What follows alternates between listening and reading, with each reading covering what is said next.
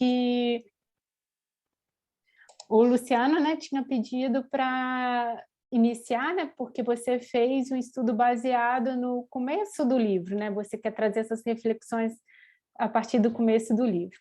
Então, tá bem. Eu vou compartilhar a vontade. tela para ficar mais fácil a explanação. Tá, obrigada.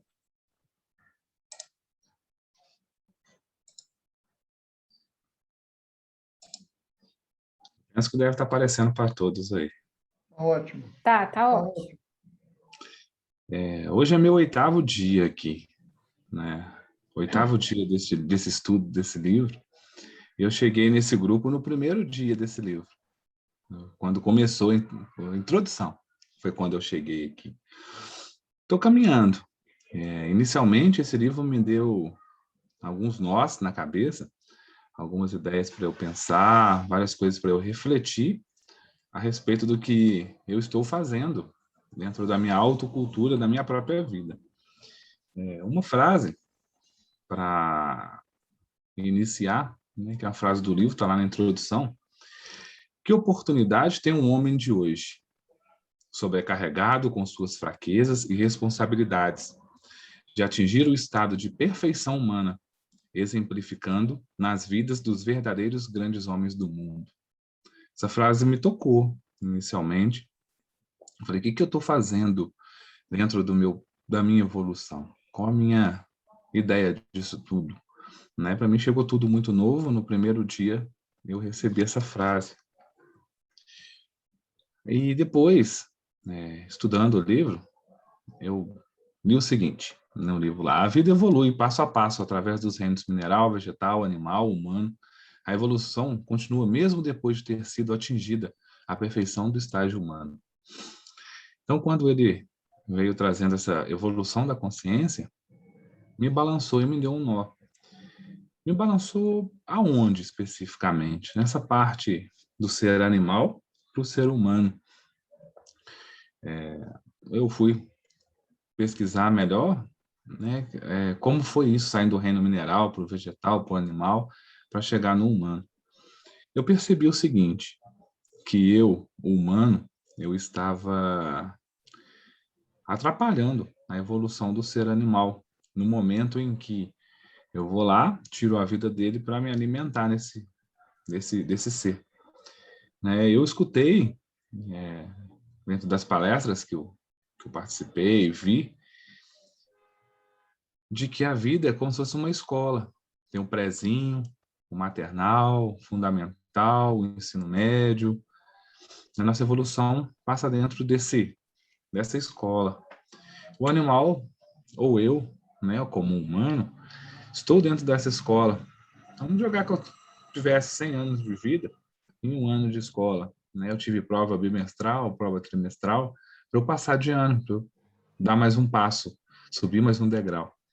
Então, se eu vou e atrapalho a evolução deste animal, eu estou atrapalhando ele fazer as provas dele. Então, isso me deu um nó na cabeça. Eu fui vegetariano por muitos anos, 7 anos, depois voltei, depois 3 anos. E agora, estou desde 10 de agosto, quando eu comecei a estudar essa ideia. E dentro desse livro, eu estou buscando compreender o seguinte. Não é uma pergunta que eu faço a todos, para a gente pensar qual a ligação entre a semente e o solo fértil. Os ensinos estão aí para nós. O Time deixou esse livro excepcional para nós podermos conhecer, estudar e poder evoluir. Mas e aí, eu sou o solo fértil? Eu estou fértil? Eu estou buscando isso? Ou eu estou sentado assistindo a vida passar, turista da vida, assistindo um domingão de programa? O que eu estou fazendo de mim, né? E Time diz o seguinte: de acordo com os ensinamentos do ocultismo, toda vida que vemos em manifestação em torno de nós veio do princípio ou essência una divina, a qual, depois de desenvolvidas todas suas potencialidades, novamente retornará à fonte divina.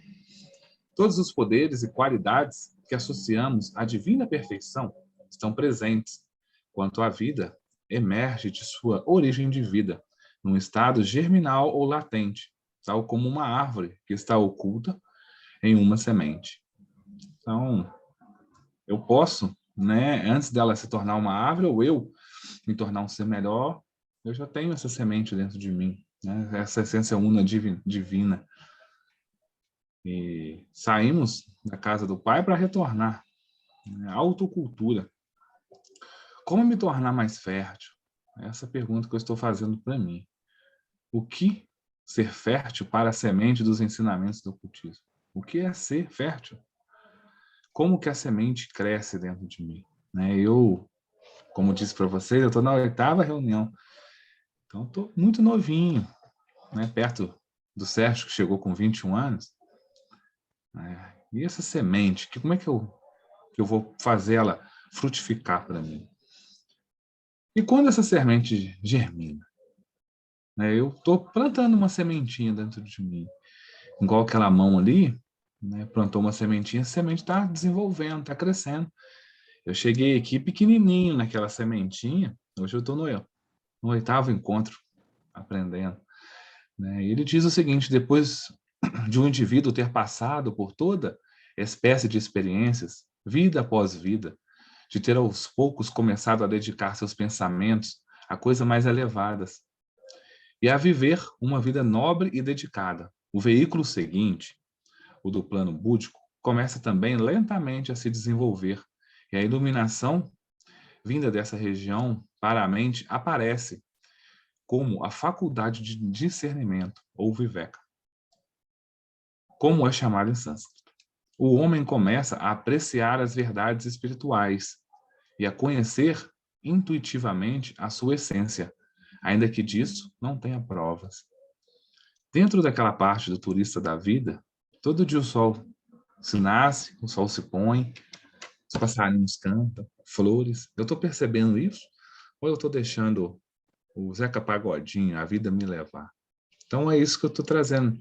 Essa ideia que o livro está mexendo comigo, né? Plantar essa semente. E eu saí desse... Hermógenes dizia do normótico. Não quero ser normótico. O que fazer quando sentimos em nós aspirações pela vida mais elevada? É o que eu estou sentindo. Né? Por onde eu vim, onde eu passei, eu estou sentindo que eu preciso conhecer mais, eu preciso me dedicar mais, não só ao meu trabalho para sustento da minha família, mas me sustentar espiritualmente.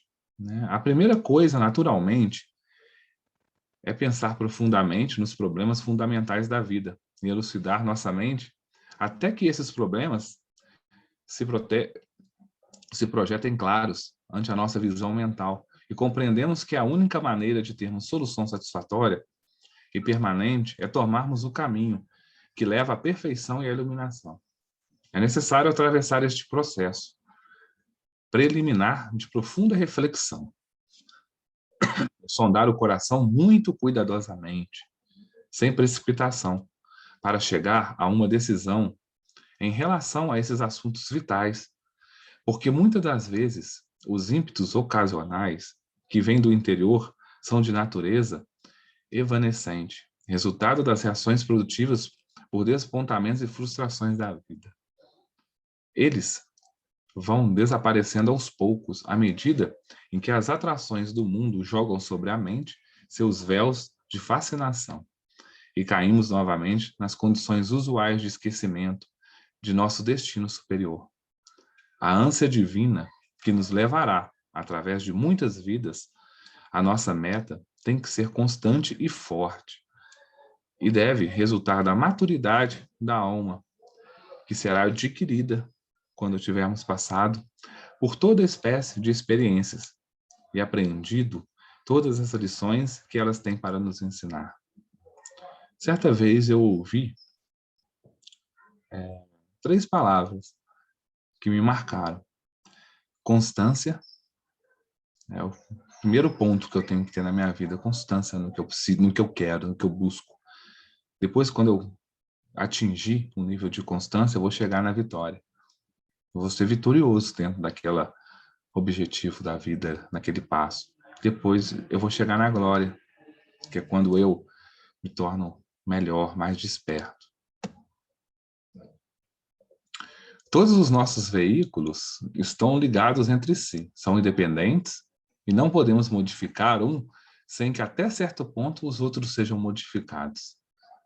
Se uma pessoa deseja saúde emocional, não pode isolar sua vida emocional e tratá-la separadamente. Ela tem que ver também suas vidas físicas e mental. E se deseja ser realmente completa, terá de cuidar, além do mais, da sua natureza espiritual. É prestar atenção em tudo, né? Quando eu li essa frase, eu marquei ela no meu livro. Como é que tá? Minha alimentação, por exemplo. Estou me alimentando bem de coisa que vai me agregar? Eu estou dedicando ao meu físico, de modo geral, né? Fazer uma prática física. Estou dedicando à meditação, estou dedicando aos bons pensamentos, saindo dessa ideia do turista. A função da personalidade no desenvolvimento da individualidade pode ser melhor entendida quando se observa crescimento de uma árvore. É aquela ideia da semente, está crescendo. De uma árvore brotam novas folhas, todos os anos na primavera. E, por suas folhas, ela absorve dióxido de carbono, que após muitas mudanças é assimilado pelo corpo da árvore, servindo ao seu crescimento. No outono, a árvore deixa cair suas folhas. Mas antes que isso aconteça, a seiva enriquecida se recolhe ao interior do corpo para ser reenviada às novas folhas para a primavera seguinte. É um período que nós estamos agora chegando, né, na primavera. A gente tem essa capacidade de olhar para a árvore, para a flor e ver que ela está mais bonita, está se desdobrando para nós. Ano após ano, o processo se repete e a árvore, em consequência, vai ficando cada vez maior e mais forte. De maneira semelhante, a individualidade toma novos corpos nos planos inferiores e lança uma porção de si mesma na nova personalidade que se forma. Essa personalidade vive na Terra e o tempo de vida que lhe cabe reúne um certo número de experiências. Mas antes de se dissolver e desaparecer, após o repouso de uma vida celeste, passa a essência de suas experiências à individualidade. Desta maneira, é enriquecido de sua vida servindo a seu crescimento. É assim que todas as sucessivas encarnações trazem maior perfeição às faculdades e poderes latentes, né, dentro da vida única universal, espírito divino do homem, proporcionando um instrumento mais eficiente para a expressão da vida divina. E aí, capitão de minha alma, senhor de meu destino. Uma frase que eu escuto muito no meu trabalho. Assim, o sábio que compreende esse fato e sabe que está navegando num barco destinado a afundar um dia, aproveita a primeira oportunidade para encontrar terra firme, de onde possa olhar com calma o encalpetamento oceano da existência. Essa terra firme é a consciência espiritual que está em nosso interior e que é nosso verdadeiro lar. Aí eu tenho a ideia, né, do estudar de si, da autocultura. Nos estágios posteriores da evolução, o foco da consciência penetra ainda mais, estabilizando-se no plano da mônada. E daí é controlado e guiado pela vida da individualidade, sempre em direção ao centro, que representa a consciência do Logos, destacando-se o foco em progresso evolutivo multimilenar, ainda que nunca possa atingir este estado. Entrarás na luz, mas nunca tocará a chama. Essa imagem mexeu comigo, né, que é um quebra-cabeça, eu me montando. A meta da autocultura, já amplamente explicada em capítulos anteriores, né, do livro, é, em essência, viver uma vida perfeita, liberdade, em consciência, unificação com o Espírito Divino, dominando pela sua perfeita maestria os poderes e faculdades pertencentes a todos os planos da execução da vontade divina. Mas este é o objetivo que o aspirante só pode atingir depois de várias vidas de intenso esforço. Então, ele trouxe para mim essa ideia, né, de esforço e a construção do caráter, né, no mais amplo sentido do termo. Nada mais é senão trazer à tona do âmago de nossa natureza divina todas as qualidades que já aí se encontram em forma latente, aproximando assim nossa natureza imperfeita mais e mais da perfeição divina que contém as qualidades em harmonia e equilíbrio completo. Se a construção do caráter é uma ciência, essa construção deve ser exequível, sistemática e cientificamente. É exequível sistematicamente porque sabemos o que temos de fazer e o modo de fazer como resultado do conhecimento posto à nossa disposição pelos adeptos do ocultismo. É cientificamente exequível porque o desenvolvimento de qualidades é um processo natural. A evolução da consciência é natural, governado por leis tão imutáveis e fidedignas como são as leis que governam o mundo físico. Então, eu reflito dentro dessa pergunta. O que eu estou fazendo para me tornar um solo fértil no quesito? O que eu estou fazendo? Qual o que eu estou fazendo para mim? Né? Um exemplo básico, por que eu estou indo escovar o dente? Né? É evolução, porque por que eu estou fazendo? Tem um livrinho de bolso, pequeno, mas gigante, A Luz do Caminho da Bambel Collins, estou lendo ele aos poucos,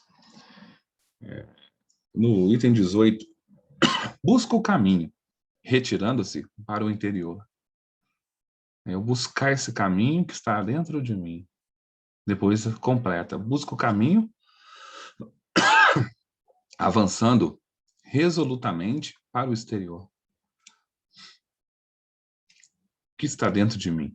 O que eu tenho para auxiliar a humanidade? Como eu estou regando o meu solo fértil para produzir a minha semente?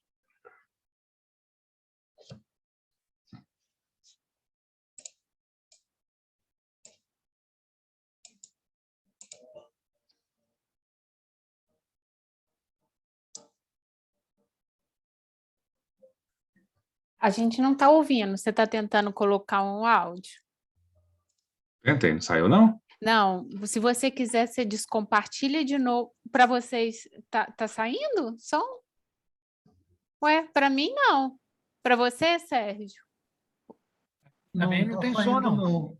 Luciano, quando você compartilhar, tem um quadradinho na parte de baixo que informa o áudio, compartilhar o áudio também. Você vai ter que descompartilhar totalmente a sua tela. Compartilhei. Agora Isso. compartilha de novo. Aí quando abrir... Multiparticipantes? Não, Assinala o compartilha a quadradinho. tela. Aí tem um quadradinho...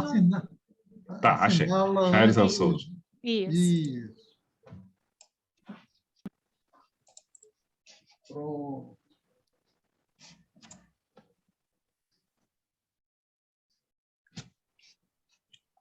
Espero que dê agora. Se não der, eu tenho a música no celular aqui também.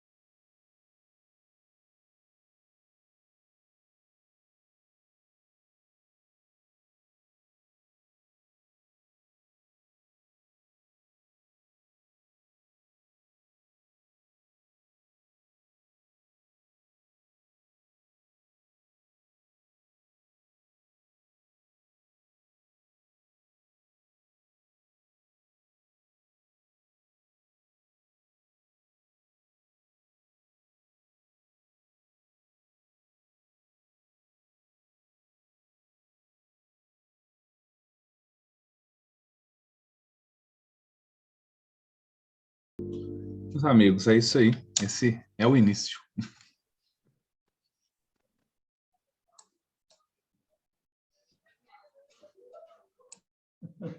Ô, Luciano, que vontade de exercitar a voz do silêncio. Meu querido, que delicado, que emocionante a sua apresentação. Meus parabéns, meu irmão, pela síntese, pela Gratidão. sensibilidade. Uma maravilha. Então, queridos, agora, hoje vocês me proporcionaram a seguir. Acordei às 5 horas da manhã.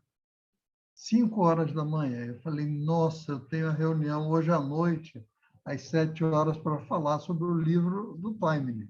É um livro que eu tive a oportunidade de estudá-lo pelo menos umas 3 vezes, em grupo e sozinho também. Ou seja, eu tenho uma noção geral. A última vez que estudei o livro, assim, de forma regular, deve ter mais ou menos uns 4 anos atrás. Mas uma ideia geral eu tenho. Mas eu fiz alguns registros à medida, eu fiquei encantado com o prefácio do livro. Eu resolvi relê-lo, porque ali nós encontramos uma série de desafios, né? Principalmente com relação à autocultura. O que significa autocultura? É a cultura realizada, feita por cada um de nós, com base em nossos interesses, com base em nossas pesquisas, com base em nossas indagações, tipo aquelas 3 indagações fundamentais: de onde viemos, onde estamos, para onde vamos. E a teosofia e a filosofia oculta, ela oferece uma série de respostas assim interessantíssimas. Entretanto, pelo fato de nós não utilizarmos o dogmatismo, uma verdade acabada, essas teorias, essas hipóteses apresentadas, elas têm que, em alguma medida, serem testadas por cada um de nós, considerando a razoabilidade, considerando aquela percepção até intuicional de cada um com relação àquele ensinamento. Vejam que diferencial em relação às religiões comuns, em relação ao dogmatismo, em relação ao materialismo. E um fato curioso apontado no prefácio é que a maioria de nós, a humanidade como um todo, a todo instante está considerando apenas uma existência, inclusive sob o ponto de vista espiritual, no contexto do cristianismo, né? É uma vida que você tem que resolver se a resultante será um período post-mortem de infernos terríveis ou de um céu pela eternidade afora. Ou seja, a todo instante, no contexto da religiosidade, nós lidamos com esses paradoxos, né? Somos envolvidos, fomos condicionados, fomos ensinados nesse aspecto. A sociedade teosófica surge no século XIX uma série de ideias inovadoras, uma série de ideias criativas, uma série de ideias libertadoras em relação ao dogmatismo, ao materialismo, e apresentando um universo extraordinário do oculto, o homem e seus corpos, um planeta Terra com ciclos imensos, como Manvantaras e Pralayas, a evolução cósmica dos planetas apresenta uma teoria da origem de todas as coisas. Então, nós estamos perante a teosofia, que pode ser chamada também de ocultismo, pode ser chamada de esoterismo, metafísica, também cabe como uma denominação desses nossos estudos, né? Da autocultura com base no esoterismo, né? Na ciência que nós estamos, no momento, adotando como o nosso campo de pesquisa, né? Então, dito isso, uma outra questão que, inclusive, o Luciano citou na sua fala, a questão de seres humanos que atingiram um estágio muito avançado de consciência. A evolução da consciência, também citada pelo Luciano. Então, nós temos, no contexto de nossa literatura, a figura dos adeptos, figuras extremamente avançadas que, em dado momento, estiveram conosco. Foram seres vivos, né? Atravessando eões e eões de evolução no próprio planeta Terra, eventualmente até em outros planetas, a ponto de atingirem um patamar extraordinário. Então, o prefácio ele apresenta um detalhe assim, capcioso, um detalhe, eu diria, difícil. Ele fala do homem virtuoso e o homem que busca a perfeição, o acordar e o despertar. A nossa cultura, a literatura de um modo geral, primeiro, nesse contexto, nessa observação, ela está interessada em apenas uma existência, essa passagem sobre o planeta.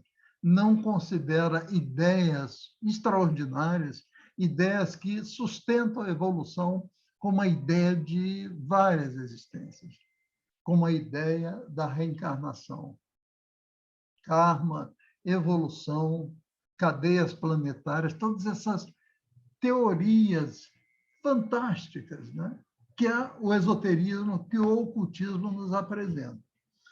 E o Taimini, o autor dessa obra, ele faleceu há 43 anos atrás, ou seja, 4 décadas e mais 3 anos. É um homem que nasceu no final do século XIX e viveu durante 80 anos, ou seja, é um senhor do século XX. Nós estamos perante um autor do século passado, um lente de uma universidade avançada, um químico extraordinário, doutor em química, reconhecido, que mergulhou na ciência do yoga, que mergulhou, além de ser oriental, indiano, que mergulhou na ciência do yoga e na ciência oriental com muita profundidade, com muito conhecimento. Então, nós estamos perante um escritor, além de cientista, um escritor extraordinário. Eu, em minhas leituras do Time, eu sou virginiano e sou muito crítico, né? E, num dado momento, eu lancei, peguei um capítulo complicado em que ele explica os planetas, o sistema solar, ele deriva do assunto, e quando ele deriva, ele detalha toda a derivação. O galinho da mente, o macaquinho pulando de galho em galho. E o Time, quando troca de galho, ele vai fundo nas descrições. E, certa feita, eu fiz uma série de críticas ao Time com relação às mudanças de assunto, as derivações que ele, de maneira natural e espontânea, faz em suas publicações. Pois bem, em linhas gerais, as anotações que eu fiz, a questão das escolas de mistério, nós estamos assentados numa tradição antiquíssima, tradição egípcia, Hermes Trismegisto, da antiguidade, civilizações que já não existem mais. Falamos de Lemúria, falamos de Atlântida, todo esse conhecimento ancestral extraordinário contido em nossa literatura, né? A questão dos adeptos, que eu já citei anteriormente, e outro ponto, outro paradoxo, nesse contexto de nossos estudos, é o conhecimento interno e o conhecimento externo. Na noite de hoje, ao analisarmos uma obra como Autocultura, Luz do Ocultismo, nós estamos enfatizando o conhecimento externo. Mas a meditação, a interiorização, a todo instante, esse tema é suscitado para cada um de nós, no contexto de nossa instituição, no sentido de buscarmos a sabedoria interior, a sabedoria interna, talvez até um encontro com o divino, com a essência de todos nós. Então, cabe ressaltar, cabe lembrar que não só a literatura, mas como os grandes instrutores teosóficos, a todo instante nos suscitam a esse tipo de postura, ou seja, uma postura de internalização, de interiorização. E isso é citado também nas primeiras páginas do livro. Então, queridos, assim, para não me alongar muito, nós ainda temos 10 minutos, coitado do Sandro. Então, eu gostaria de enfatizar, deixa eu ver aqui o que eu reservei. Dá licença, Sérgio, nossa reunião vai até 8h30, tá? Eu sei, querido, mas eu imaginei 10, Você pode 20 ficar à minutos. vontade para expor Tá. mais ou terminar na hora que você quiser. Tá, mas, assim, em linhas gerais, Raquel, o que eu anotei, as questões que eu anotei, eu já passei. Mas eu gostaria de finalizar com uma série de, não complementações e não apresentar uma solução final, mas 3 desafios. Primeiro desafio, considerar as leis com cuidado, com discernimento, de forma meticulosa, de forma profunda. Nós somos apresentados a uma série de leis que desconhecemos, e não só o funcionamento dessas leis, como a origem delas. Então, o que eu extraí do texto? Considerar as leis com cuidado. Volto a falar do discernimento, citado pelo Luciano, ou seja, verificar as evidências. Quais foram as experiências passadas, quais são os relatos, quais os testemunhos que nós temos com relação a esses ensinamentos que nós estamos absorvendo, que nós estamos apreendendo a partir dessa literatura, a partir dessas informações. E outra questão é de, minimamente, nós entendermos e compreendermos o fenômeno da vida, naquelas 3 perguntas fundamentais que eu fiz no início de minha preleção. De onde viemos, onde estamos e para onde vamos. Observando todo esse questionamento com base numa literatura imensa, numa literatura profunda e inspiradora que o ocultismo nos apresenta. Eu cito também A Luz no Caminho, da Mabel Collins, uma literatura inspiradora que tivemos acesso há um mês e meio atrás, né? Então, queridos, assim, em linhas gerais, eu tenho outras anotações, se a palavra voltar, eu acrescento. Mas, em linhas gerais, eram essas reflexões que eu desejava lançar para vocês na noite de hoje. Isso aí, Raquel. Sérgio, já que ainda temos alguns minutos ainda da sua fala, será que eu posso aproveitar e fazer uma pergunta ou vocês preferem que eu deixe para o final, ou que a gente abra no final? No final, vamos ouvir o Sandro. Então, aí no tá. final as perguntas, tá? Então tá, obrigado, Serginho, e obrigado ao Luciano também pelas apresentações. E a gente faz um caldeirão, né? Faz uma sopa gigante, no final a gente debate sobre isso aí. O que vai sair daí? Se está com pouco sal, muito sal, vai botar uma pitada de pimenta, como é que vai ser, né? Diferente do Luciano, que fez uma preparação grande, com slides e tudo mais, e o Serjão também, que acordou cedo, preocupado com isso, né, Serjão? Eu prefiro fazer uma coisa mais solta, nem me prendendo muito ao livro também, apesar de que o conteúdo está no livro, né? Aí na reflexão do dia hoje, eu tirei 2 frases para a gente quebrar a cabeça em cima aqui e colocar tempero nesse sopão aí, no caldeirão. 2 frases. A primeira: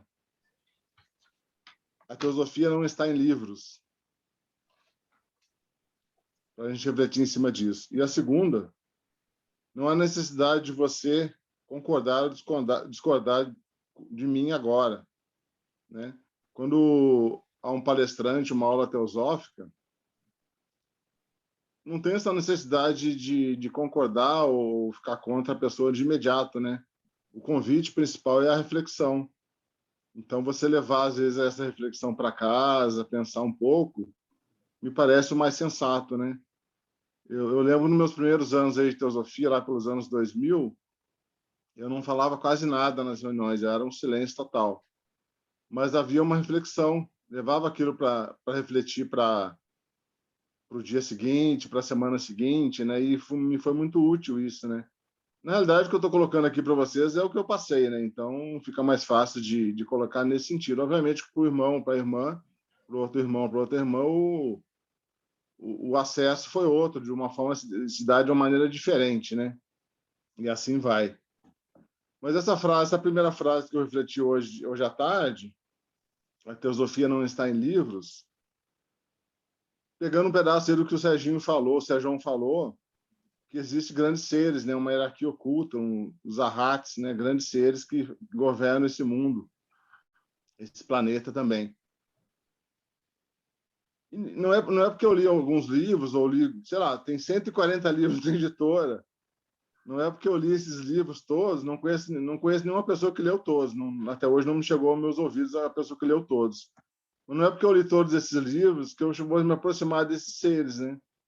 Então, a sugestão é que há um caminho, como construir uma casa, um caminho introdutório básico, estrutural, né? Uma estrutura inicial para levantar. Pode ser uma casa ou um prédio, né? Vai precisar de uma estrutura inicial, focar muito nessa estrutura, nesse alicerce, né? Para depois o que vier pela frente, você vai dar com o alicerce bem construído, né? Então, a teosofia não está em livros, porque vai precisar de uma prática. A gente pode debater aqui, estudar um livro, como a gente está estudando, e aprofundar num livro, mas isso são manuais que nos direcionam à busca de teosofia, né?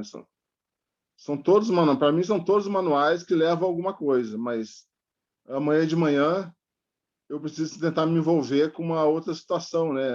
Com um outro ponto de vista no cotidiano, no trabalho, em casa. Eu preciso já tentar me envolver com outro tipo de visão para que essa consciência comece a ser testada e ver se ela vai à frente, ela vai ser expandida, né? Na realidade, não sou eu que digo como está a minha consciência, né? Se ela está bem, se ela está em fases primordiais de espiritualidade ou não. Mas essas provas espirituais que a gente recebe no dia a dia e muitas das vezes sem ser avisado, né?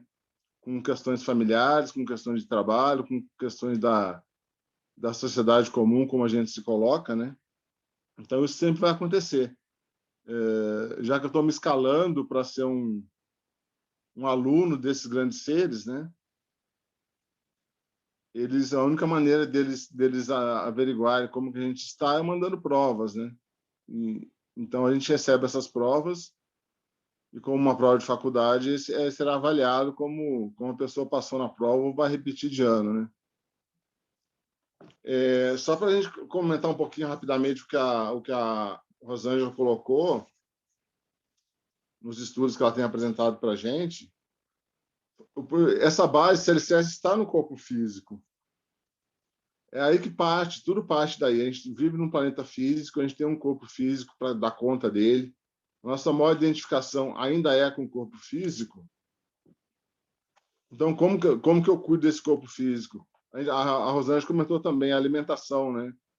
Como que eu estou disposto a me envolver com alimentos mais puros? Eu já dou conta disso, eu ainda não dou conta, né? Eu preciso avaliar isso em mim mesmo, né? Alimentos puros, para que eu possa ter capacidade mais à frente de absorver com mais facilidade o conhecimento que me chegará, né? Seja dos manuais teosóficos, de uma palestra, ou apenas de olhar para uma pessoa e perceber o que aquela pessoa te passa. Então, esse corpo físico purificado, com cuidado de alimentação, é um primeiro passo. Os exercícios físicos estão ligados à visita ao médico, né? O check-up, fazer o check-up, os indicadores que dão no exame de sangue, conseguir levar isso a sério, né? Corrigi-los, né? Eu, amanhã de manhã, tenho um médico de manhã para ver se eu reforço meus cuidados aí para de saúde física, né? Os exercícios físicos, como eu já falei, essa higiene, a própria higiene do corpo, como cuido da higiene do meu corpo, cuidado com as minhas coisas, com as minhas roupas, cuidado com a minha casa, com ou se eu tenho um veículo, cuidado, essas coisas que eu vou cuidando, tomando cuidado com coisas físicas, me qualificam também para esse corpo físico ficar mais purificado para o que virá pela frente, os desafios que virão pela frente. E o quarto item do corpo físico é a meditação. O que ocorre comigo, a hora que eu sento no chão amanhã de manhã e tento meditar? Como que está sendo isso? Será que é tão simples como fazer o estudo, igual a gente está falando sobre meditação aqui, o Serginho falou e o Luciano comentou também? Será que é tão simples amanhã de manhã eu sentar e meditar por uns 15 ou 20 minutos? Eu vou dar conta de fazer isso? Se eu sou iniciante em meditação, que emoção que eu vou sentir amanhã na hora de tentar meditar? Vai ser legal? Né? Então, eu estou trazendo uma coisa que para cada um experienciar em si mesmo isso, nesse grande laboratório que nós somos. Nós somos grandes laboratórios espirituais. Nós conseguimos avaliar se nós conseguiremos entrar nessa cena espiritual realmente, com todo o potencial que ela nos oferece, que na realidade é nos aproximarmos de um grande ser um dia. Não vou dizer que vai ser nessa encarnação nem na próxima, pode ser nas futuras encarnações, a gente se aproximar de um grande ser, né? Então, eu preciso de um corpo forte. Esse corpo tem que estar forte. A energia que virá vem uma energia mais forte do que o que a gente está habitualmente acostumado a lidar, né? Vem uma energia mais forte. Pulando um pouquinho já para o corpo astral, esse corpo astral ele é reativo.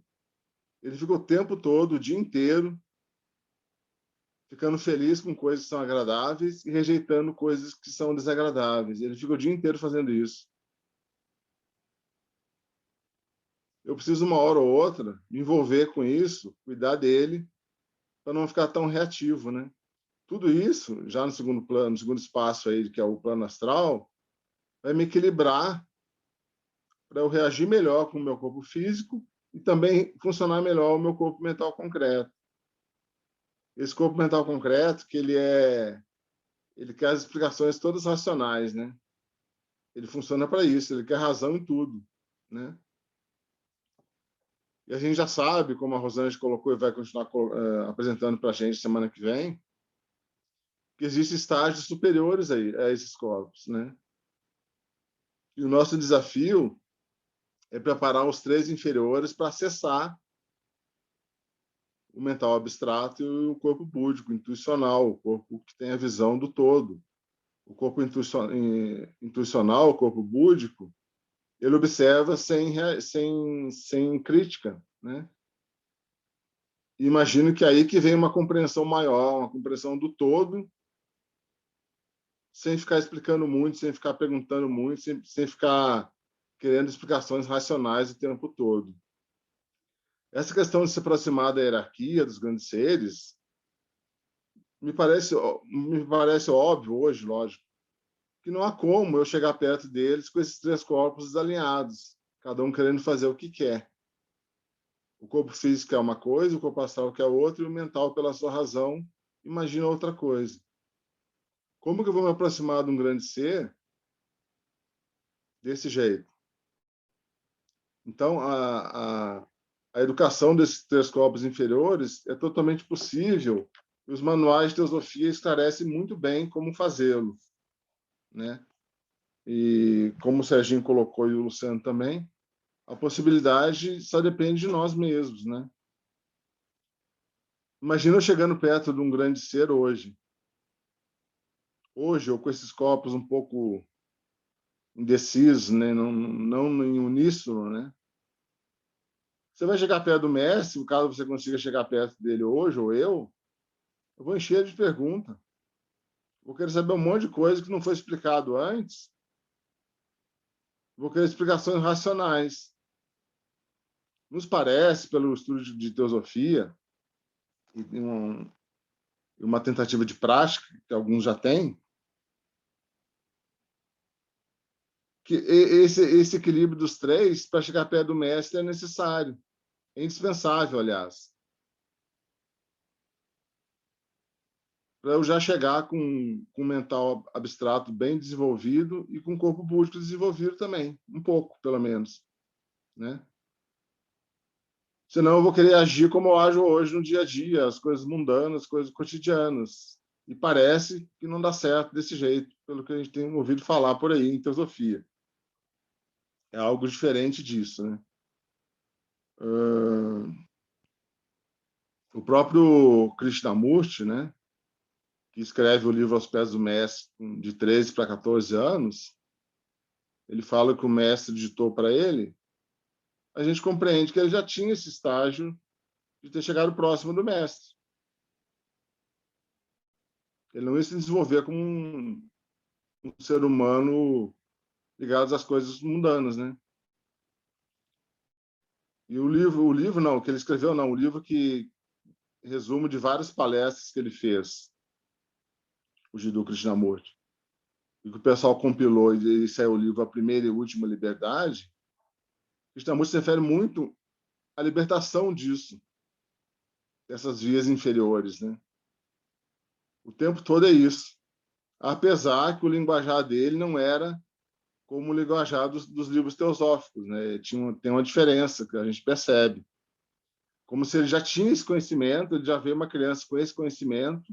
Então, a abordagem que ele deu em todas as palestras dele, nos estudos que ele apresentava, ele não categorizava igual a gente está fazendo agora, corpo físico, corpo astral, corpo mental.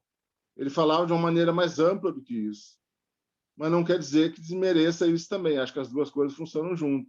Só que a maneira dele colocar, a maneira dele se expor é diferente, né? Tem relatos aqui no livro, o livro A Vida e a Morte de Krishnamurti, que ele relata que não gostava de ler livros teosóficos, ele não sabia como é que as pessoas entendiam aquilo. A impressão que dá não é que o livro de teosofia é ruim, não é nada disso. É que o Krishnamurti já tinha compreensão mais elevada do que esses livros. Então, ele falava que ele não gostava de ler livros teosóficos, não tinha prazer naquilo. Ele relata isso, né? Só para não estender muito também, a gente tem no livro outro manual de teosofia, né? Lembrando que você precisa do complemento, que é a prática, né? Para ir virar a verdadeira teosofia. A leitura dos manuais e a prática no dia a dia. Aí a coisa fica na pele. Eu não preciso mais consultar o livro na página tal ou capítulo tal. A coisa precisa ficar mais automática, né? Por exemplo, você vai atravessar uma rua movimentada, Olegário Maciel, no final da tarde ali. Você quer atravessar Olegário, é difícil atravessar ali, é muito carro. Imagina que uma criança pula na sua frente, uma criança bem pequena, perdeu-se da mão do pai ou da mãe, pula na sua frente e atravessa a rua. Você não vai buscar nenhum livro para saber como que você vai pegar essa criança para ela não ser atropelada. Você vai simplesmente pegá-la. Pode ser pelo cabelo, pelo braço, pela mão, pela calça ou pelo tênis. Você não vai dar tempo de você ler um manual de como de como pegar a criança para ela não ser atropelada, né? E teosofia, eu creio que como esse título do livro do Krishnamurti, da compilação, a primeira e última liberdade é isso. É você agir por agir. Aprendeu a agir. Você está livre para agir nesse mundo. Nesse mesmo mundo. Não é lá em cima, não. É aqui mesmo. Eu acho que é um convite para a gente passar por essas fases iniciais aí de melhor funcionamento dos três corpos inferiores para acessar essa liberdade que o Krishnamurti tanto se referiu, né? E no outro manual, A Voz do Silêncio, lembrar que a gente tem as 3 salas lá, né? A sala da ignorância, onde a enorme maioria da população mundial está. Talvez eu consiga pular para a sala do conhecimento, que aí realmente é conhecimento, busca dos manuais, entendimento, que é o que a gente faz aqui. Para um dia, quem sabe, chegar na sala da sabedoria, um modus operandi natural, espontâneo, né? Sem ficar buscando aonde que está a solução. Um engenheiro vai fazer um prédio, ele tem que calcular a ferragem que ele vai usar. É tentar descobrir uma maneira que eu não preciso mais calcular isso, vira autônomo em mim. Eu acho que, para mim, essa é a liberdade que o Krishnamurti se refere, né?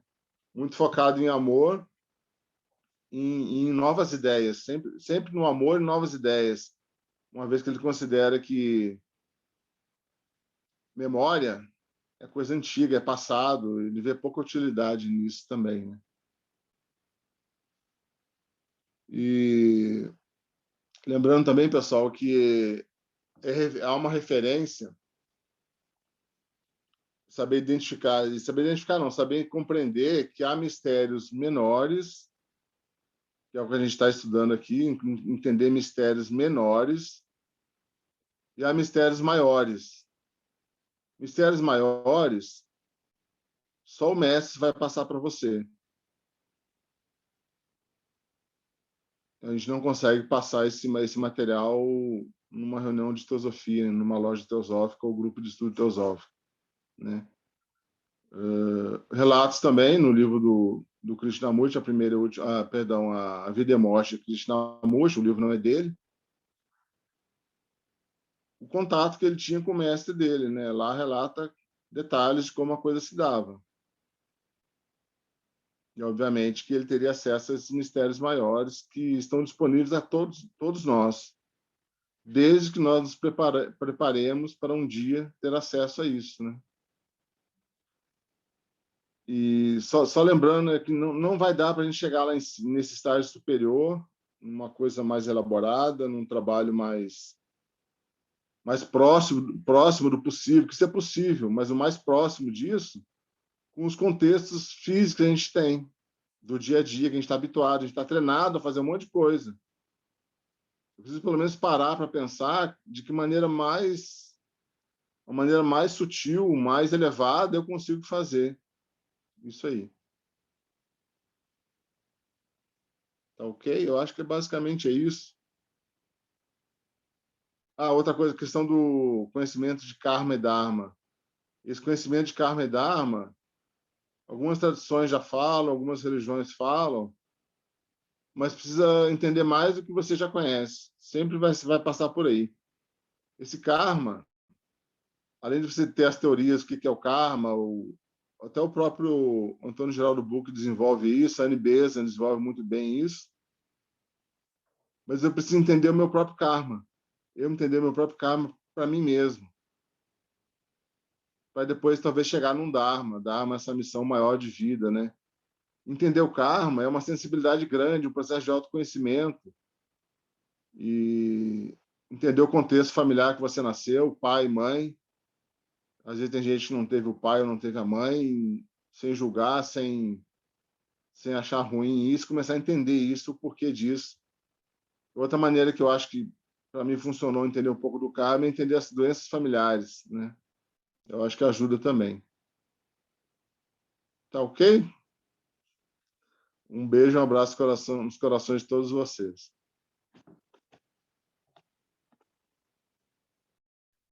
Obrigada, Sandro, Sérgio, Luciano. Alguém tem alguma consideração, alguma pergunta? Eu falei que eu tinha, mas eu prefiro, né, deixar vocês à vontade. José Luiz, Renira, Sindó, Margarida, Paulo.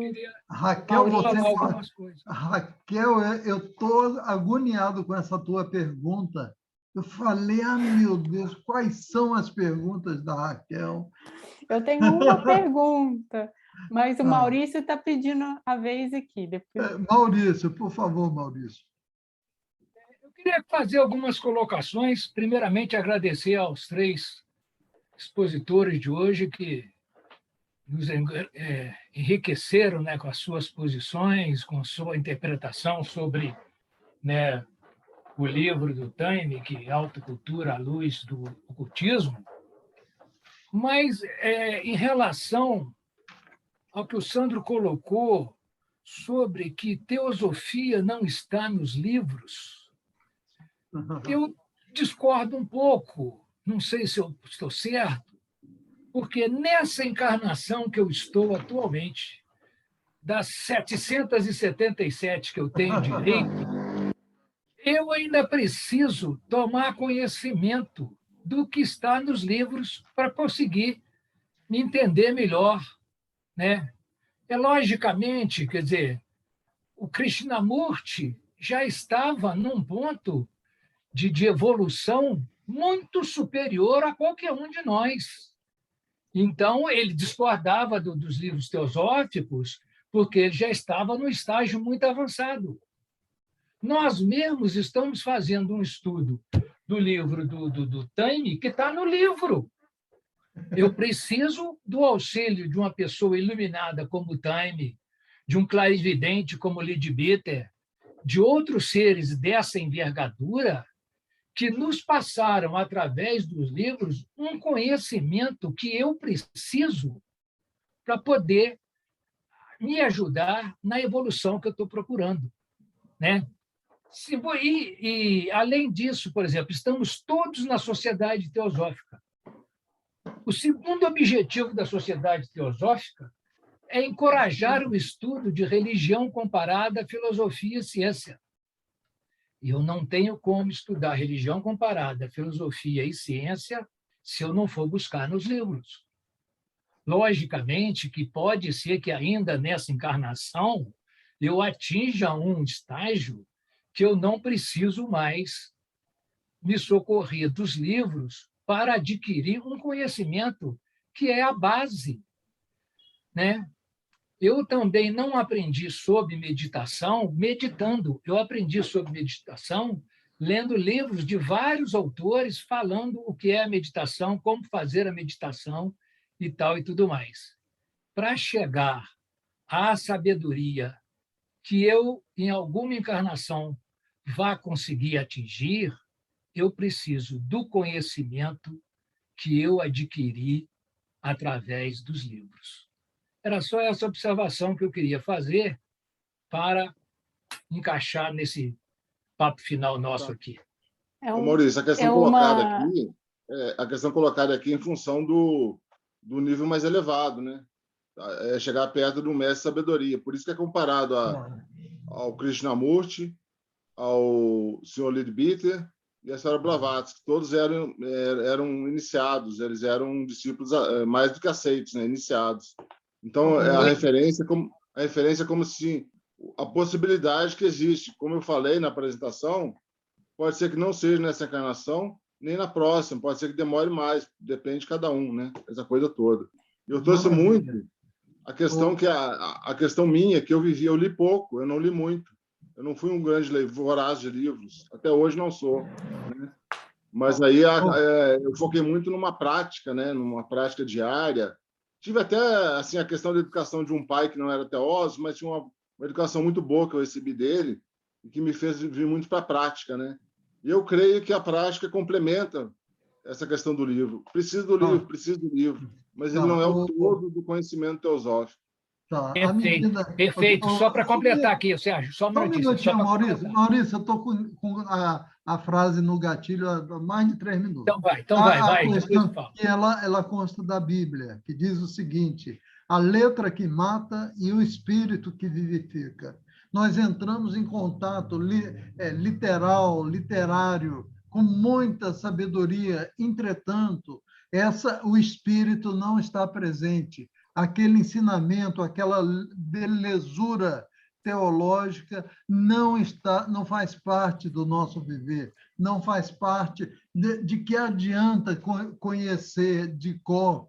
O apóstolo Paulo disse isso sobre o amor e tal, e você ser uma pessoa rancorosa, uma pessoa nefasta, uma pessoa difícil na vida. Então, na própria Bíblia, há uma frase que é primorosa com relação aos livros: a letra que mata e o espírito que vivifica.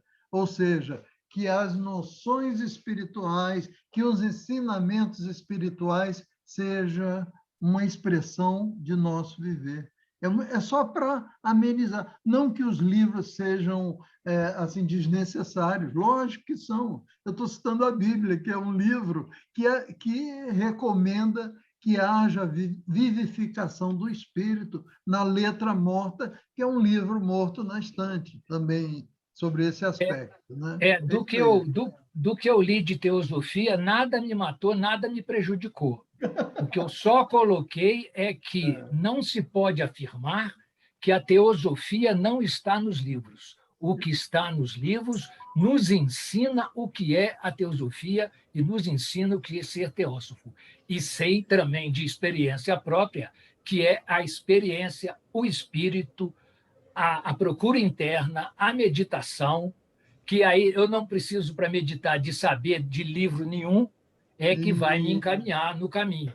Isso. É bem interessante, muito bom.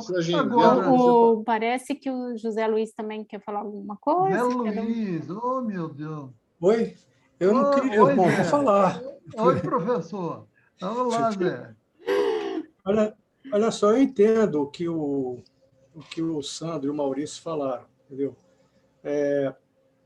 De fato, eu também acho que a teosofia não está nos livros, ok? Porque eu entendo teosofia como um ensinamento divino, entendeu? Como amizade com Deus. Eu entendo teosofia dessa forma. Então, tentando me explicar melhor do que eu falei quando a nossa irmã me perguntou sobre minha trajetória na teosofia e tal, eu acabei misturando teosofia com sociedade teosófica, que são duas coisas diferentes, entendeu? Então, eu digo, sociedade teosófica é nessa vida, ele entrou nessa vida. Teosofia, no sentido que eu falei anteriormente, de amizade com Deus, de integração com Deus, onde está o conhecimento divino, onde está, inclusive, essas qualidades que vocês estavam falando aí. A gente costuma dizer o seguinte, todas as qualidades estão no ser. É nisso. Então, esse encontro, eu não sei de quando é, de quando foi, de que vida foi, eu só sei que foi, entendeu? Como todos vocês aqui, de alguma forma, já fizeram esse encontro, por força, inclusive, das atrações que vocês têm agora. A atração por esse tipo de estudo, por esses caminhos, não é coisa dessa vida. Então, vocês podem falar, a sociedade teosófica foi data tal. Teosofia, eu não sei, é mais antigo, entendeu?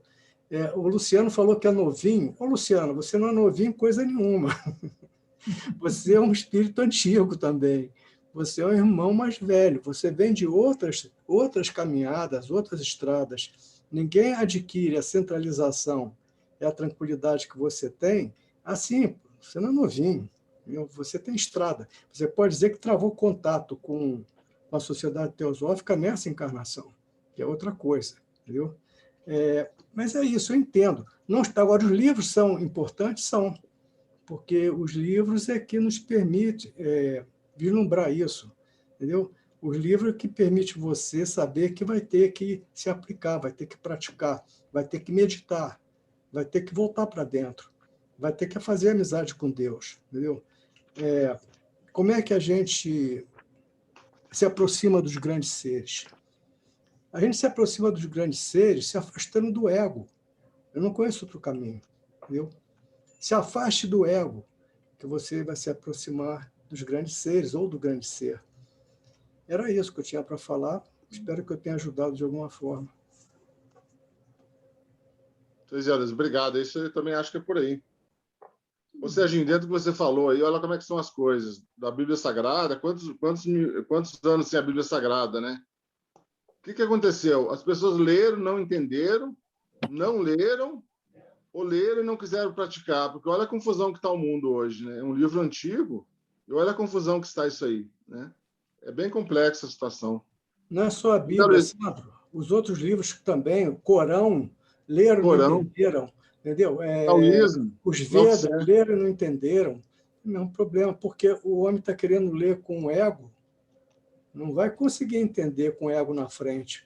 Você tem que falar para o teu ego, vá de retro, porque você tem que entender com o espírito. Isso. Muito bom. Ô, Zé Luiz, queria mandar um abraço para você. Eu assisti uma palestra sua no Rio de Janeiro em 2015. Eu lembro que você comentou sobre a sua ida de ar com o filho.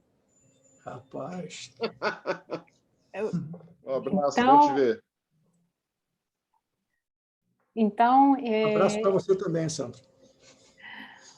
bom, irmãos, realmente essa colocação do Maurício, né, ela é bem polêmica, já escutei ela várias vezes, mas assim como o Sandro, eu também compreendo que a teosofia não está nos livros, eu consigo sentir assim, mas também consigo compreender a importância da gente ler, porque a partir deles a gente pode começar o nosso processo, a nossa caminhada, a nossa interiorização, a nossa reforma íntima, né, como a gente está fazendo aqui agora.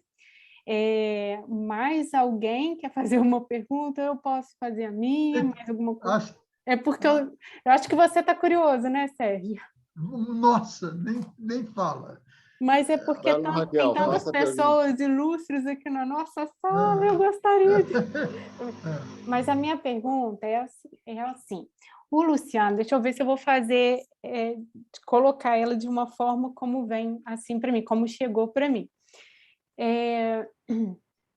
Eu tenho pouco tempo, né, que eu assim, conheci a Sociedade Teosófica, iniciei os estudos. Então, o Luciano ele trouxe uma reflexão e depois o Sérgio e o Sandro deram continuidade, fazendo um link. O Luciano ele falou sobre a nossa relação com os nossos irmãos mais novos, com o reino animal. E a gente aqui está falando da autocultura, da reforma íntima, desse burilamento, para nós sermos seres humanos melhores. E, assim, ajudar na evolução nossa, né, e também da humanidade. Então, assim, depois que o Luciano trouxe essa reflexão, o Sérgio e o Sandro falaram sobre os grandes seres. E aí eu pergunto, então, qual é essa nossa relação com os grandes seres, essa relação de interdependência, né? Se é que existe, como eu posso entender e como eu posso ajudar aqui melhorando, fazendo essa autocultura, eu vou também estar contribuindo com esse trabalho, com essa aproximação. Posso falar, Raquel? Posso falar? Obrigada.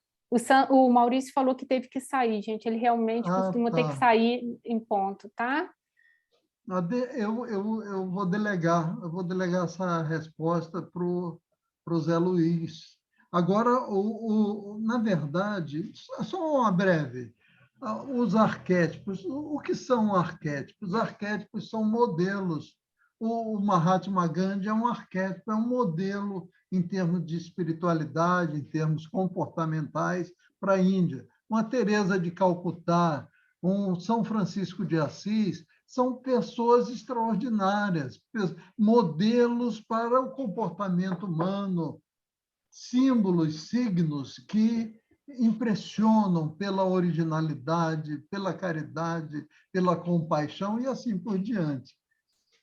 Então, esses seres, os mestres de sabedoria, os grandes avatares, Jesus, Buda, Maomé, são arquétipos, são modelos extraordinários, profetas e sábios que, assim, atraem a nossa admiração, atraem a nossa, quem sabe, num determinado dia, nós atinjamos esse patamar de humanidade, né? De bondade, de sabedoria, de efetividade perante a vida, né? Então, o arquétipo, o modelo, o seguir, não a cópia, né? O Krishnamurti, o Sandro citou muito o Krishnamurti, e o Krishnamurti ele se rebela contra copiar a cópia de Cristo, a cópia de Buda. Ou seja, o nosso caminho pessoal é um caminho original, que pode repercutir, pode possuir similaridades, mas não copiar uma outra pessoa, não copiar um outro modelo. É uma questão muito delicada, mas eles são importantes nesse sentido. Agora, mais um lembrete rapidinho, que é a impessoalidade. a leitura, espiritualidade, o Zé Luiz é enfático com relação ao eu. O eu é exibicionista, ele quer o nome exaltado, ele quer o pódio, ele quer o ouro, ele quer a riqueza, ele quer o reconhecimento. São características, a vaidade, o egoísmo, todos esses valores são valores da personalidade. À medida que as consciências avançam em espiritualidade, esse reconhecimento, o valor, o elogio, isso não tem tanto significado quanto para nós. Então, esses seres eles estão num estágio que chega a ser estranho para nós, que buscamos um certo reconhecimento, buscamos uma certa aceitação no nosso grupo social, no nosso grupo de pesquisa teosófica e assim por diante. Então, impessoalidade, assim no sentido geral, significa espiritualidade. Eu não sei que é no contexto do discurso do Zé Luiz. Quanto mais longe do eu, da exaltação da persona, do egoísmo, mais próximo de uma espiritualidade, de uma transcendência, nós nos encontramos. É isso aí, queridos, que eu queria comentar rapidamente. Desculpe, eu me estendi um pouco. Você pediu que eu comentasse? Não sei. Acho que você pediu. Falei. Então, eu vou comentar. Fica à vontade, Zé. Por favor. Mas é isso aí, não tem muito o que falar, não. Acho que, por exemplo, que Krishnamurti disse que a gente não tem que imitar nenhum desses grandes seres. Não foi isso? Foi isso que eu entendi? Que nós não devemos imitar Cristo, não devemos imitar... Não. Foi o quê? Eu não entendi. Você falou sobre isso. Não, é copiar. O Krishnamurti imitar. É da cópia. Eu estou copiando fulano. Perde a originalidade, perde a individualidade, perde a criatividade, à medida... E uma cópia viva do avatar, de fulano, de Beltrano. Nós somos singulares, nós somos únicos na criação. E essa expressão, ela se vier com um diferencial, se vier com algo a mais em bondade, em caridade, em compaixão, é um ganho para a natureza, é um ganho para o planeta. Serginho, creio que ele se referir também a copiar autores também, né? Não só os grandes seres, mas até pequenos autores. Aí vai para a justiça. Agora, eu acho o seguinte, existe outra possibilidade que não imitar os grandes seres, com todo respeito por Krishnamurti, entendeu? É o seguinte, ele quer o quê? Imite a ele? Eu não sei qual é a imitação. Nós somos originais no sentido que nós estamos na diversidade ainda. Porque nós estamos no ego. O ego que está na diversidade. Agora, quando você caminha para o mesmo centro, quando você caminha para essa mesma comunhão, eu não vejo como ir para outro lugar, a não ser que ele tenha um outro lugar para ir. Agora, se tem uma caminhada espiritual, a caminhada espiritual retorna ao centro. Eu não conheço outro. Então, eu ficaria muito feliz se eu pudesse estar imitando Jesus, ou se eu pudesse estar imitando Krishna, ou se eu pudesse estar imitando Ramana, entendeu? Porque eles são meus referenciais, entendeu? Eu não vejo que isso seja perda de algum problema. Problema não. Isso não seja a perda de alguma essência singular. Isso não é perda de essência singular. Eu estou reproduzindo o que o Krishnamurti diz. Isso não é perda de... Isso ressoa assim, de uma forma interessante na minha consciência. Porque agora, a cópia nunca é o original, né? Eu quero ser cópia de Jesus. Eu quero ser cópia de Cristo. Eu quero ser cópia de Buda. Qual o endereço da sua Xerox? Hã? Oi? Qual o endereço da sua Xerox? O interesse? O endereço da não sua sei, máquina. Pergunta a Krishnamurti. É aqui agora o endereço. É aqui agora. Agora, essa questão do irmão mais velho, dos seres superiores, e a Raquel falou dos nossos pequenos irmãos, seres inferiores ou pequenos irmãos, entendeu? Que nós não sabemos também qual é a movimentação da alma desses bichinhos, nós não sabemos. Eu vi que a Raquel tem um bichinho aí, eu não sei se é um cachorro ou um gato. Você tem um bichinho aí. Ah, lá ele ali, tá vendo? Eu adoro esses Ai, bichinhos. meu Deus. E eu vi que a Luciana tem um gato também, que eu vi. A Luciana tinha os 7. 7 gatos. 7 gatos. Os nossos, a mesma cachorrinha da Lu são gatos. Fico Adoro esses acompanhando a reunião. Então, eu acho que seria muito bom se nós nos aproximássemos mais dessas criaturas, porque eles dependem muito da gente, assim como nós dependemos dos grandes seres, eles dependem de nós também. Esses pequenos seres também dependem de nós. Agora, seria bom se todos fossem vegetarianos, mas nós não podemos confundir as coisas, porque Hitler era vegetariano também. Ai, meu Deus. Então não é o hábito que faz o monge, entendeu? Ai, meu Deus. Ele era vegetariano, convicto. Entendeu? Ai, meu Deus. Então é isso que eu tinha que falar.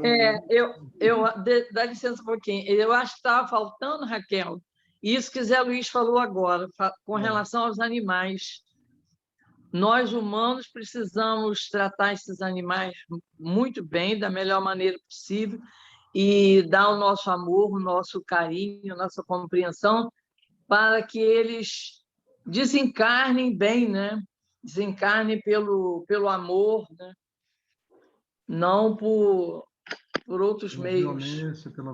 Eu senti que estava faltando isso. Zé Luiz falou, então está tudo certo. Não está faltando nada. Bem lembrado. Obrigada, irmãos. Obrigada. Muito bem. Muito obrigada. Muito obrigada, Luciana. Sim. Então, gente, boa noite. Estou aqui com meu biquinho afiado. Então, tocando aí nesse ponto que o Maurício citou, né, o Sandro, eu não li assim, nenhuma obra do Krishnamurti, mas assim, eu tenho escutado muita palestra. Domingo eu tive lá de novo, né, o Sérgio? Então assim, essa parte aí que ele fala, assim, que eu venho assim refletindo e venho percebendo através assim de palestras que eu ouço e através do estudo, nós precisamos sim dos mestres. Mas a meu ponto, assim, o que eu entendo que o Krishnamurti quis dizer, não copiar assim os mestres, mas que a gente seja, que a gente participe. Portanto, ele negou, né, ele não quis o título de um mestre, né, porque na cabeça dele, assim, e realmente os mestres eles querem propriedades e seguidores, né, assim, o que ele sempre deixa claro, né? Mas mas que a gente busque esse encontro através não só ali através da participação, através da autocompaixão, do que eu vejo assim e que eu vejo assim que mudou um pouco em mim. E partindo também na parte ali que falou, né, da teosofia, eu também penso dessa forma. A teosofia é um encontro. Eu acho que é um encontro que a gente descobre tantas coisas depois, né? Eu acho fundamental o conhecimento. Oi? É prática, né? Sim, o autoconhecimento ele é fundamental, desde que a gente não tire o que está imbuído dele. Né? Porque o que vem acontecendo desde o início até agora é até assim um primitivismo da gente, onde a gente vai distorcendo as coisas, né? Então, distorce por quê? Nós não evoluímos o suficiente ainda. Então, assim, como se diz, é uma porcentagem muito pequena que conseguem fazer esse alinhamento sem distorcer para o ego. Faz porque tem que ser feito. O serviço tem que ser feito. Igual o trabalho com os bichinhos tem que ser feito. É uma coisa que os líderes deveriam fazer, mas não fazem. Então, se a gente já tem um pouquinho de conhecimento, façamos. Que façamos? Façamos porque tem que ser feito. Não é porque eu sou boazinha. Vou fazer. Né? Muito bem. É porque você sabe que precisa fazer, Raquel. Eu acho assim que esse encontro com o nosso eu interior, né, que é o Atma, né? É isso aí, eu acho assim, a gente tem essas coisinhas que acontecem de vez em quando ali, o calar, né, que às vezes silenciando aquela mente ali que fica... É naquele silêncio ali mesmo que a gente vê a verdade, né, que a gente se sente participando. Então, tem hora que a gente consegue, a hora que você percebe que você vai cair ali no buraco, você diz, epa! Então, você já consegue ter uma... Sabe? Eu vejo isso em mim. Quando eu vejo que eu vou errar, mas quem que trouxe isso? O conhecimento. Né? E através desse conhecimento... E às vezes cai no buraco mesmo, não tem jeito. E às vezes cai mesmo, cai mesmo, que a gente vai cair.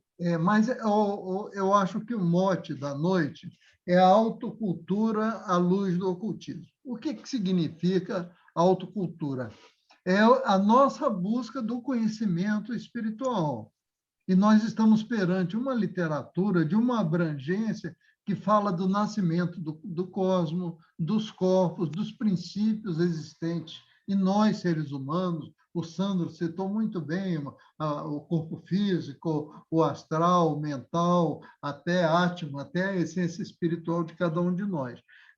Agora, autocultura por quê? Porque nós estamos aqui numa sala teosófica buscando esse conhecimento, buscando refletir sobre esses princípios, que são princípios extraordinários, são princípios desconhecidos para a maioria das pessoas. Isso são questões subjetivas, que cada um tem que lutar pelo pão de cada dia e pensando em uma encarnação, em resolver o problema do dia a dia. E nós, estudantes do ocultismo, nós consideramos uma série de manifestações cuja consciência está evoluindo a partir de todas essas manifestações. Isso apresentado como uma hipótese, como uma teoria, porque nada na sociedade teosófica ou é apresentado como um dogmatismo ou como algo imposto. Então, isso tem que passar pelo crivo da nossa consciência e do nosso coração. Gente, isso tem sentido para cada um de nós? A reencarnação, a evolução da consciência, isso tem sentido para cada um de nós, esses ensinamentos? Então, a busca desse sentido, dessa confirmação interna e, se possível, a experimentação. Né? Tipo, tem uma recomendação de um dos mestres, fazer o bem por amor ao próprio bem. Fazer o bem não para ganhar o céu, não para ganhar o nirvana. Fazer o bem por amor da realização do bem em si. Olha que maravilha de ensinamento, né? E a experimentação a gente faz uns com os outros, né, Sérgio? Bem lembrado. É o nosso laboratório, né? A nossa convivência, principalmente nós, teósofo com teósofo, é o nosso grande laboratório. E o nosso convívio, o nosso contato com outras pessoas também, que não sejam da sociedade teosófica, não sejam estudantes de teosofia, nós levarmos para eles a nossa atitude, as nossas reações, o nosso pensamento, e eles vão observando como eu observei quando eu entrei para a sociedade teosófica. Eu acho que a nossa base segura de uma autotransformação, primeiro é o autoconhecimento e a autoaceitação do jeito que nós somos. Com profundidade, com autoconhecimento e autopercepção. Ótimo. É complicado, mas bom, né? Exige muita coragem, exige muita sinceridade para consigo mesmo, por conta que nós vamos nos enxergar da forma correta, sem dourar. Muito bom estarmos juntos aqui falando sobre isso, né? Muito bem. Irmão, conhece-te a ti mesmo, né? Hã? Conhece-te a ti mesmo, é o próprio autoconhecimento. Irmãos, irmãs, a gente já chegou ao fim da nossa reunião. Que pena, né? Na hora que aquece o ambiente, aí dá uma pena. Ué, vamos tirar um dia só para a gente copiar. Cadê não ouvi a Margarida, Raquel? Será que Margarida não quer se expressar, dizer a Célia Toledo, olha, Zé Jorge está quietinho. Será que eles não querem nos ajudar, não? Boa noite, Zé Jorge, Célia, Margarida. Boa noite. Boas Boa noite noites. a todos. Boa noite Boa para noite a todos. todos. Vocês querem contribuir? Alguma consideração final?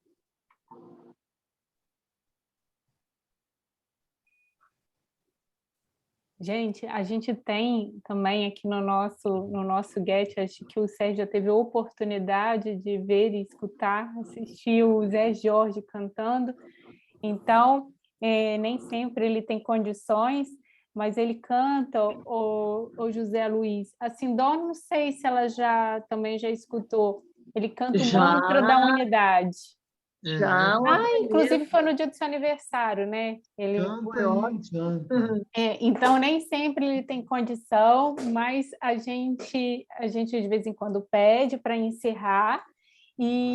Mas se você não tiver oportunidade hoje, Zé Jorge, no dia que você puder, e José Luiz, se você puder voltar aos nossos estudos, Sindó, é muito importante, né? A gente receber essas visitas para a gente estar sempre aprendendo. O Sérgio tem prestado um grande trabalho, uma grande contribuição aqui com a gente, é uma grande honra. Mesmo, querido.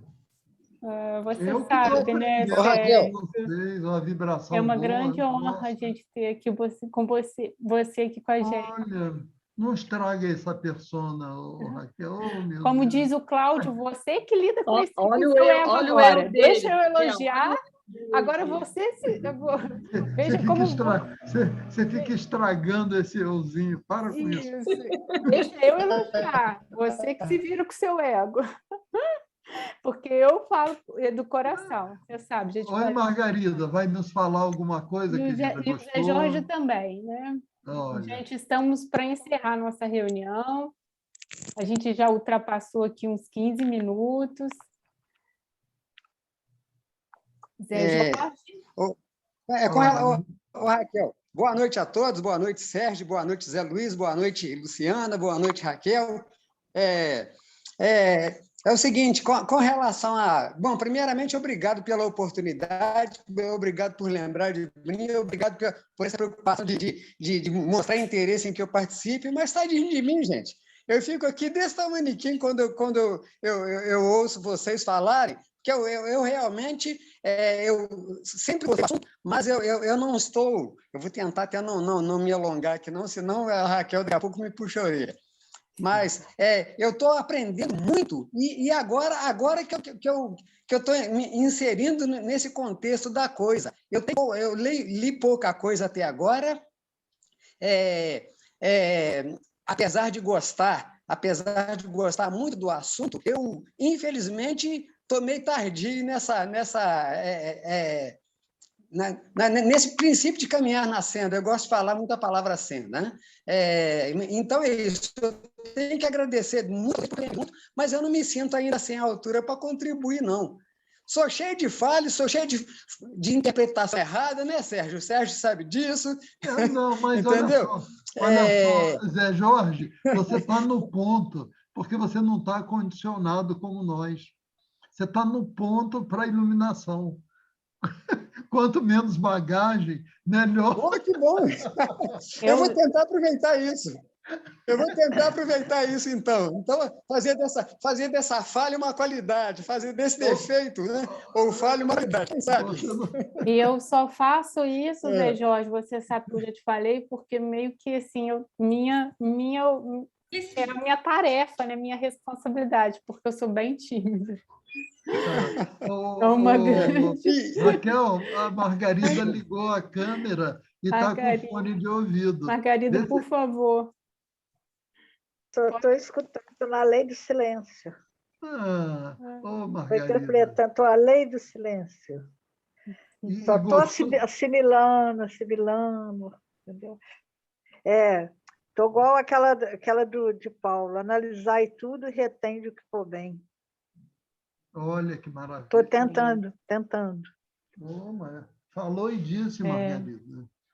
Falou Eu estou e nessa disse. fase da minha vida, assim, entendeu? Maravilha. Irmãos, irmãs, então, acho que a gente pode caminhar para o nosso encerramento.